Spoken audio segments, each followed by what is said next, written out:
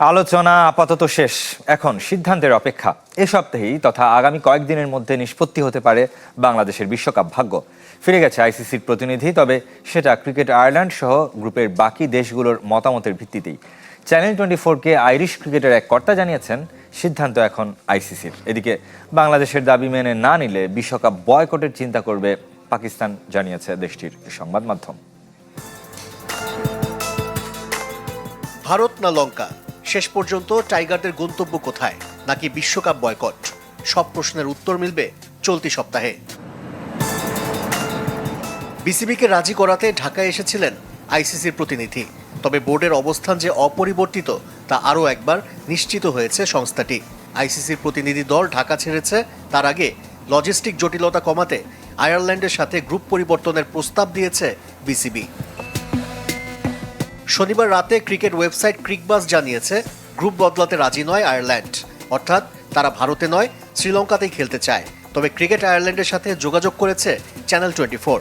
Irish ক্রিকেটের একজন কর্তা জানিয়েছেন, গ্রুপ পরিবর্তন করা আইসিসির বিষয়, ক্রিকেট আয়ারল্যান্ডের নয়। অনিশ্চয়তার মাঝেই প্রচ্ছন্ন হুমকি পিসিবির।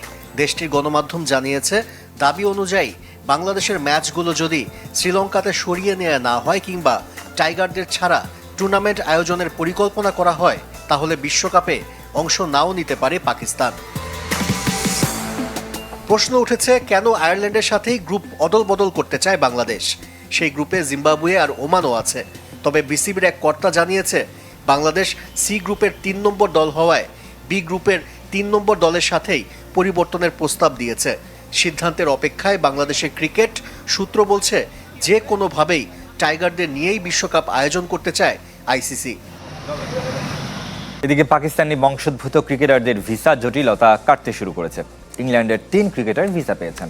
যুক্তরাষ্ট্রের ক্রিকেটাররা অবশ্য অপেক্ষায়। আইসিসি উদ্যোগী হয়ে 42 পাকিস্তানি এবং পাকিস্তানি বংশোদ্ভূত ক্রিকেটার কোচিং স্টাফের ভিসা নিশ্চিতে কাজ করছেন। 20 দেশ অংশ নিচ্ছে টি-20 বিশ্বকাপে। ভারত সহ কয়েকটি বাদে সব দেশেই আছে পাকিস্তানি বংশোদ্ভূত ক্রিকেটার বা পাকিস্তানি কোচিং স্টাফ, যাদের যেতে হবে ভারত।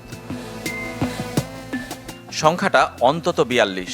যুক্তরাষ্ট্রকে দিয়ে শুরু হয়েছিল ভিসা জটিলতা। ইংল্যান্ড, নেদারল্যান্ডস, কানাডা সবাই এই তালিকায়। ক্রমাগত সমালোচনার মুখে আইসিসি উদ্যোগী হয়েছে সমস্যা সমাধানে। সবার আগে ইংল্যান্ডের আদিল রশিদ, রেহান আহমেদ ও সাকিব মেহমুদ পেয়ে গেছেন ভিসার নিশ্চয়তা, তাই বিশ্বকাপের আগে শ্রীলঙ্কা সফরে সমস্যা নেই। ভিসা পেয়ে গেছেন নেদারল্যান্ডসের জুলফিকার সাকিবও। কানাডার সালিম জাফরের ভিসা ক্লিয়ারেন্সও হয়ে গেছে। তবে অনিশ্চয়তার মধ্যে আছেন যুক্তরাষ্ট্রের আলী খান ও শায়ান জাহাঙ্গীর। এছাড়াও আরব আমিরাত, ইতালি, বাংলাদেশ এবং কানাডার সাথে সম্পৃক্তরা এখনও বিবেচনাধীন। বেশিরভাগের সাক্ষাৎকারের তারিখ আগামী মাসের প্রথম সপ্তাহে, যদিও 31 জানুয়ারির মধ্যে ভিসা অনুমোদন হতে হবে টুর্নামেন্টের নিয়ম অনুযায়ী। বিশ্বের বিভিন্ন দেশে অবস্থিত ইন্ডিয়ান হাই কমিশনের সাথে সমন্বয় করছে আইসিসি। শুধু ক্রিকেটার বা দল সংক্রান্ত সদস্য নয়, আম্পায়ার, ম্যাচ রেফারিদের নিয়েও ভাবতে হচ্ছে ক্রিকেটের নিয়ন্ত্রক সংস্থাকে। ছিলেন মিডল অর্ডার ব্যাটার, কিন্তু ওপেনার পরিচয় তাহিদ হৃদয়কে নতুন করে চিনিয়েছে। 4 ম্যাচে 250, 1 সেঞ্চুরি। ফ্র্যাঞ্চাইজি ক্রিকেটে সফল হলেও জাতীয় দলের ব্যাটিং পজিশন নিয়ে ভাবছেন না হৃদয়। মিডল অর্ডার থেকে হঠাৎ ওপেনার হয়ে গেলেন তাওহিদ হৃদয়। শুধু তাই নয়, এখন বিপিএল এর সেরা ব্যাটার, সর্বোচ্চ রান সংগ্রাহক। শেষ 4 ম্যাচ বদলে দিয়েছে গতিপথ। 250, 1 সেঞ্চুরি এসেছে। ওপেনার হবার প্রস্তাবে দলের ডাকে সাড়া দিয়েছেন। টিম থেকে যখন আমাকে এই অপরচুনিটি দিয়েছে, আমাকে যখন বলেছে, আমি বলেছি যে আমার কোনো প্রবলেম নেই, কারণ আমি নিজে থেকেও মেন্টালি রেডি থাকি যে আমাকে যখন যেখানে নামাবে আমি ট্রাই করবো টিমকে এভাবে কন্ট্রিবিউট করার জন্য। জাতীয় দলের ওপেনার পারভেজ ইমন থেকে তানজিদ তামিম বা লিটন দাস, এমনকি বাইরের নাইম শেখও ওপেনার পরিচয়ে তাওহিদ হৃদয়ের এই 4 ম্যাচের চেয়ে অনেক পিছিয়ে। 10 ম্যাচে 378 রান, তবে 4 ম্যাচে 272 রান বাদ দিলে বাকি 6 ম্যাচে করেছেন 106 রান।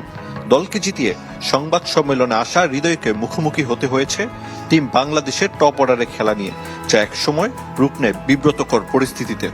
আমাকে এখানে এমন কেউ নেই যে আমাকে এখান থেকে পিছনে বলছে। আমি আপনার সামনে থেকেই আমার ক্যাপাবিলিটির ভিতর থেকে আমি যতটুকু পারছি আমি অ্যান্সার করছি। আপনি 1, 2, 3 ম্যাচ দেখে আপনি কাউকে ওপরে নিয়ে আবার নিচে নামাতে পারবেন না। আপনাদেরও একটু ধৈর্য ধরা উচিত। আপনারা বলছেন ওপেনিং জিনিসটা নিয়ে। বৈশ্বিক আসর নিয়ে টালমাটাল পরিস্থিতির মাঝে আলোচনায় ক্রিকেটারদের প্রস্তুতিও। বিপিএল দিয়ে মাঠের ক্রিকেটে ব্যস্ত থাকলেও আদতে বিশ্বকাপ পরিকল্পনা কেমন টাইগারদের? যারা এতদিন ভালো করে এসেছে তাদের ওপর অবশ্যই বিশ্বাসটা রাখা উচিত এবং আমি চাইবো যে তারাই আমাদের দেশকে ভালোভাবে রিপ্রেজেন্ট করবে আরও সামনের দিকে ইনশাল্লাহ। ব্যাটিং পজিশনের পাশাপাশি কঠোর পরিশ্রম বদলে দিয়েছে তাওহিদ হৃদয়কে। তাকে নিয়ে রংপুর ও জাতীয় দল অধিনায়ক লিটন দাসের পরিকল্পনার কথা তুলে ধরেছেন গণমাধ্যমের সামনে। বিপিএল এর মঞ্চে যখন ব্যর্থ জাতীয় দলের ওপেনাররা, তখন বড় সুখবর পেতে চলেছে লিটন দাসের লাল সবুজেরা। বিশ্বকাপের মঞ্চে নতুন এক ওপেনিং জুটি নিয়ে খেলতে যাওয়ার সম্ভাবনা জেগেছে টাইগারদের। ওপেনিং এ এই পরিবর্তনে বদলে যেতে পারে টাইগারদের পুরো ব্যাটিং সেটআপ। বিশ্বকাপের মঞ্চে ওপেনিং এ এক পরিবর্তন কেমন করে বদলে দেবে টাইগারদের ব্যাটিংকে, সেটাই জানবো রিপোর্ট।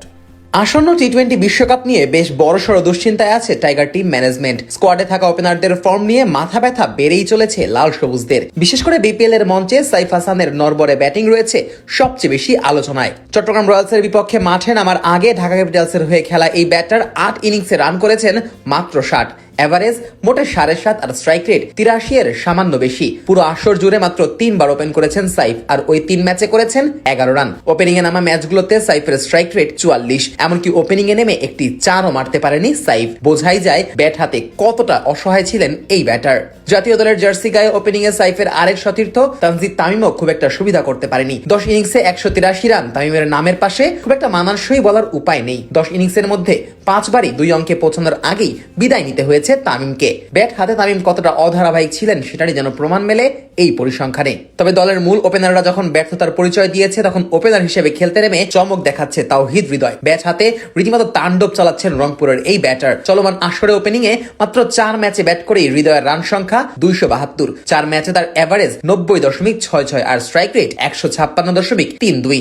4 ম্যাচের মধ্যে 2টি হাফ সেঞ্চুরি আর একটি সেঞ্চুরিও হাঁকিয়েছেন এই ব্যাটার। সব মিলিয়ে ওপেনিং পজিশনের হৃদয় নিজের পারদর্শিতা দেখিয়েছেন বেশ। বিপিএল এর ফর্ম বিবেচনায় এখন প্রশ্ন উঠেছে বিশ্বকাপের মঞ্চে টাইগারদের হয়ে ব্যাটিং এর শুরুটা করবেন কে। ওপেনিং পজিশনে তানজিদ হাসান তামিমকে নিয়ে আপাতত কাটাছেড়া করার অপশন নেই, কেননা বাহাতি এই ব্যাটার ক্রিজে থাকলেই কেবল লেফটি রাইটি কম্বিনেশন আনা সম্ভব। আর সে কারণেই তামিমের সাথে অন্য প্রান্তে কে থাকবেন তা নিয়ে রয়েছে ধোঁয়াশা। তবে হৃদয়ের ফর্ম বিবেচনায় তাকেও ওপেনার হিসেবে ভাবতে পারে টিম ম্যানেজমেন্ট। আর যদি হৃদয় ওপেনিং এ আসেন, তাহলে সাইফ সুযোগ পাবেন মিডল অর্ডারে। হৃদয়কে দিয়ে যদি ওপেনিং পজিশনে খেলানো হয়, তাহলে 4 নম্বর পজিশন নিয়েও কোনো ঝামেলা থাকছে না। সেখানে অনায়াসে খেলতে পারবেন পারভেজ হোসেন ইমন, আর পরে সাইফ হাসান, শামীম হোসেন পাটওয়ারিরা সুযোগ পাবেন ইনিংস শেষ করে আসার। যদিও টাইগার দলের অধিনায়ক লিটন দাস হৃদয়কে মিডল অর্ডারের জন্য প্রস্তুত হতে বলেছেন, এমনটাই জানিয়েছেন খোদ হৃদয়। এ ব্যাপারে রবিবার শতক হাঁকিয়ে হৃদয় বলেন, লিটন ভাই ওপেনিং এ খেলা নিয়ে আমাকে কোনো বার্তা দেননি। আমাকে যেটা বলেছেন যে তুই বিশ্বকাপে তো মিডলেই খেলবি, যদি সবকিছু ঠিক থাকে ইনশাল্লাহ চেষ্টা কর মিডলে খেললে তোর জন্য ভালো একটা অনুশীলন হবে। কারণ মিডলে খেলাটা একটু অন্যরকম খেলা, মিডলের খেলা এত সহজ না। তবে সাম্প্রতিক পরিস্থিতি বিবেচনায় হৃদয় যদি মিডল অর্ডারে না খেলে ওপেনিং এও খেলেন, তাহলেও বেশ দারুণ করতে পারেন। সেটাই যেন বারবার প্রমাণ করে চলেছেন। এখন দেখার পালা বিশ্বকাপের মঞ্চে কেমন পরিকল্পনা নিয়ে এগোয় টিম ম্যানেজমেন্ট। আসন্ন টি-20 বিশ্বকাপ নিয়ে বেশ বড়সড় দুশ্চিন্তায় আছে টাইগার টিম ম্যানেজমেন্ট। স্কোয়াডে থাকা ওপেনারদের ফর্ম নিয়ে মাথা ব্যথা বেড়েই চলেছে লাল সবুজদের।